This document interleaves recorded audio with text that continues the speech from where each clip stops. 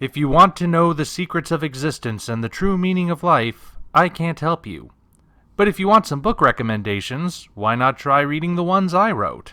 If you're a fan of giant monster mayhem and anime weirdness, why not try Operation Red Dragon: The Daikaiju Wars Part 1? If horror is more your style, you can't go wrong with The Occult Mafia. Those who enjoy their fantasy with a dark twist may be interested in Emerald of Maddox City. And if you're interested in shared universes, why not read all three? Hop on down to the description for links to all three books on Amazon. Enjoy whichever ones you read, and enjoy the video. Hello ladies and gentlemen, I am the Omni viewer, and since I've been on a bit of a collector's review kick recently, getting up stuff like this, I've actually decided that it's time to answer a question.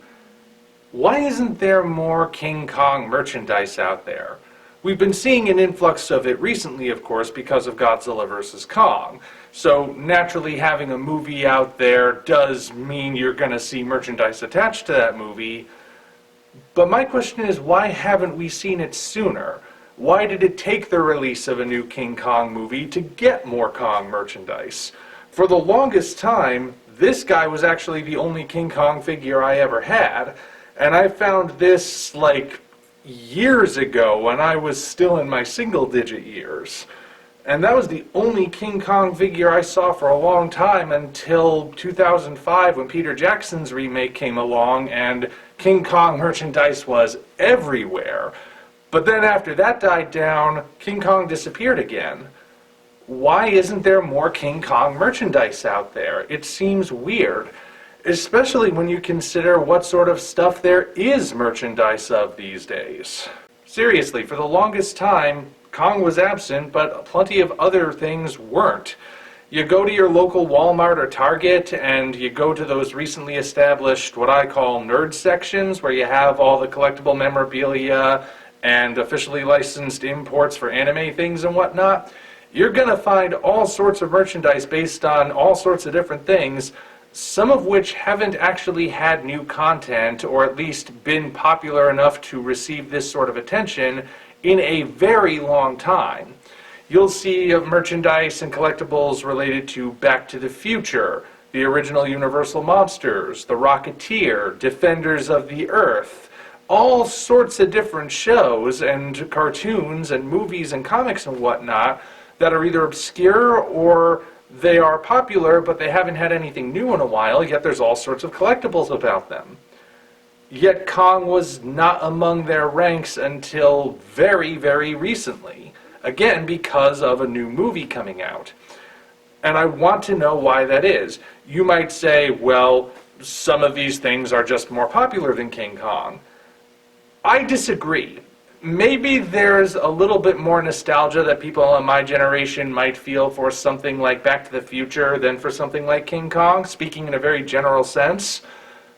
But again, look at all the stuff I've mentioned. Defenders of the Earth? That's relatively obscure.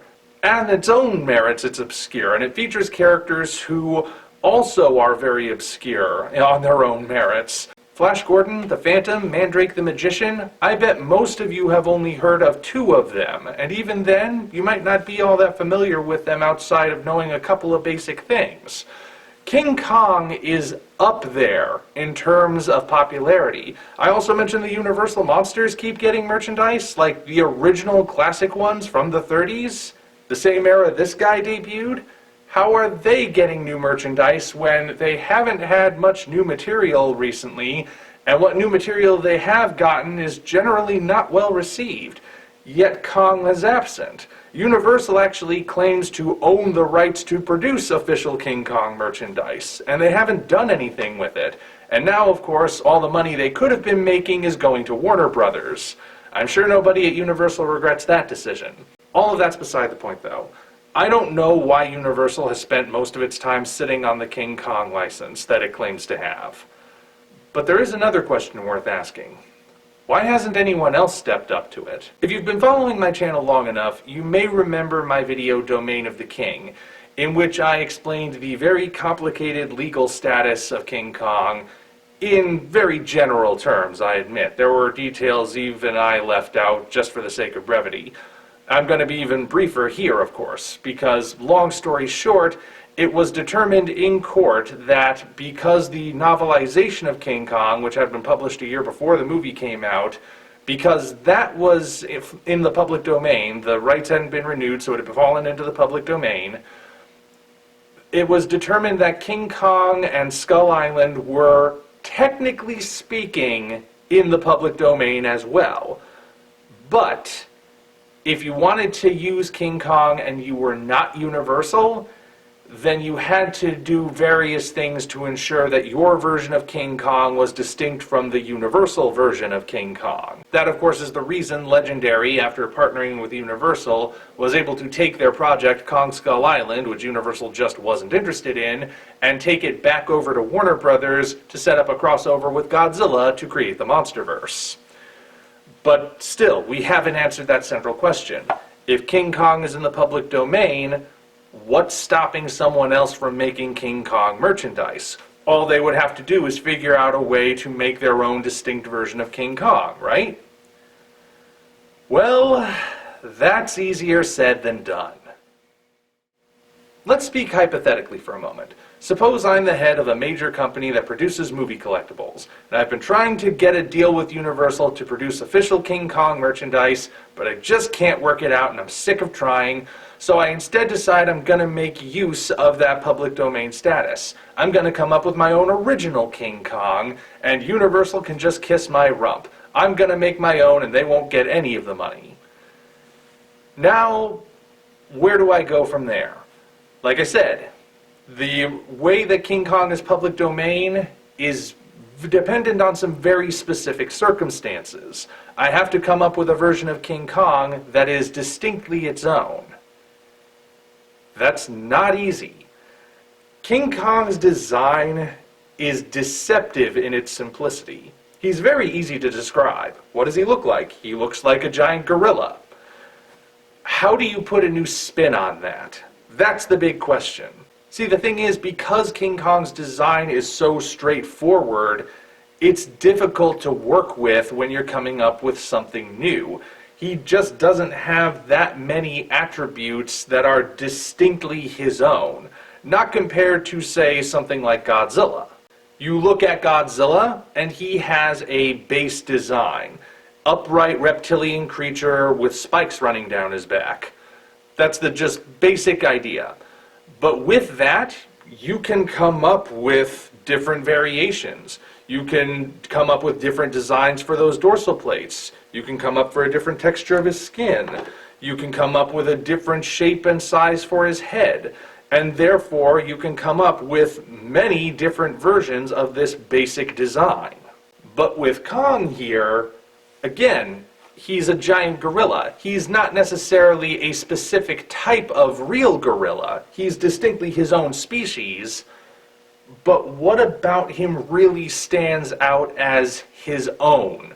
Not even the fact that all of these characters are standing bipedally is necessarily a distinct King Kong trait.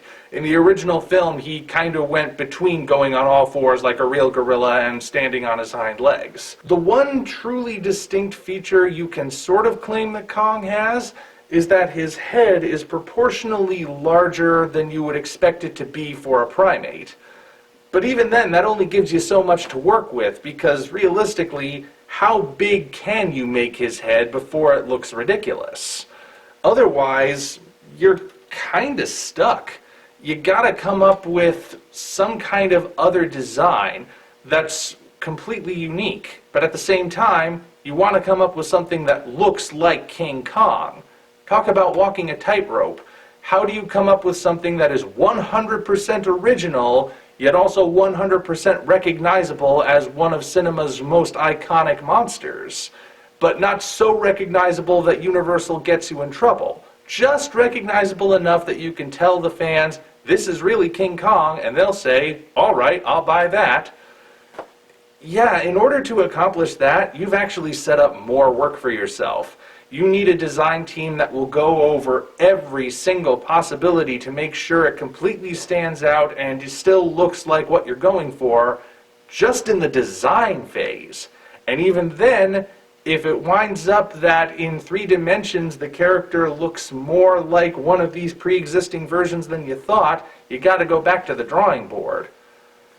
Holy crud, that's not easy. It can be done, it in fact has been done, but very, very infrequently. So, just because King Kong is in the public domain doesn't mean it's easy to come up with something new.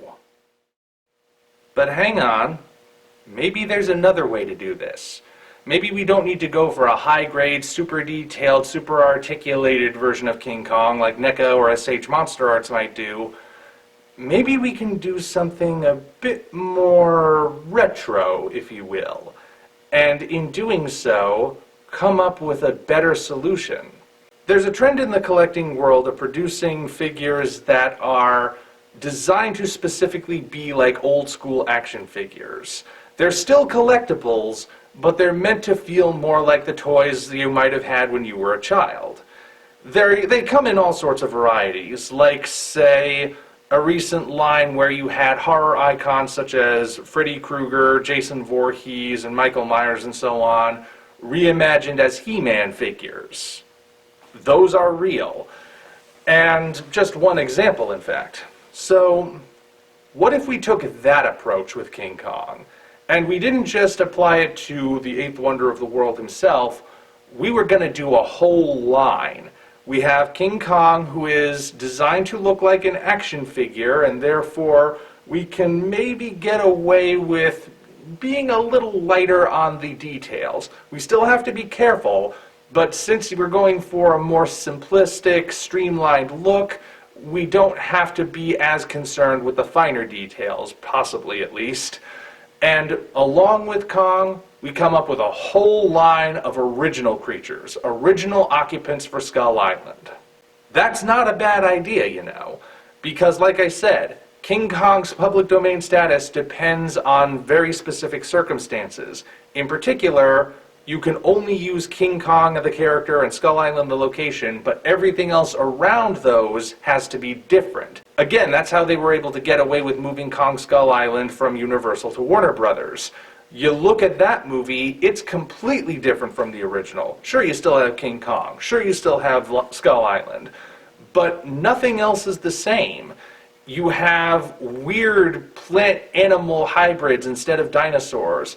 You have a different ecosystem for Skull Island. It's less of a jungle and more of a Vietnam-style forest. You have a different time period. You have a different role for Kong. It's all very different. Everything around Kong changed. So this line of figures we're talking about here, that could potentially be our buffer. That could be the thing we point to tell Universal, see, we're not ripping you off. We've got all sorts of different creatures that occupy our Skull Island, and here they are in wave 1 of our line. Could that work? It could, but from a business standpoint, it's a huge risk. Remember, we're talking about King Kong with a whole line of original monsters. Personally, I like me some original kaiju. These guys are just great. But will everyone go for that? That's the big question. Speaking in very general terms, and I know there are exceptions, I just admitted that I'm one of those, but speaking in very general terms, people who are looking to get King Kong collectibles aren't necessarily going to be interested in something that's not recognizable as part of King Kong's story. They're gonna go for King Kong, certainly. If we come up with a new, unique version of him, he'll sell. But will everything else? We've got King Kong, certainly, but then we've got a bunch of other creatures that aren't from the cartoons, or the movies, or the comics, or anything. What are they? I have no attachment to them.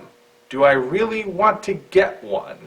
Maybe I'll pick up one that looks cool, but the rest I can do without. Well, then you've just created yourself a sinkhole if you're running this company, haven't you? You have this whole line of original creatures that proves your version of King Kong is original, but only King Kong is guaranteed to sell. And the rest, it's a roll of the dice. The way around that to guarantee that these original creatures would sell, though, is to do away with King Kong, because he would just distract from this new line.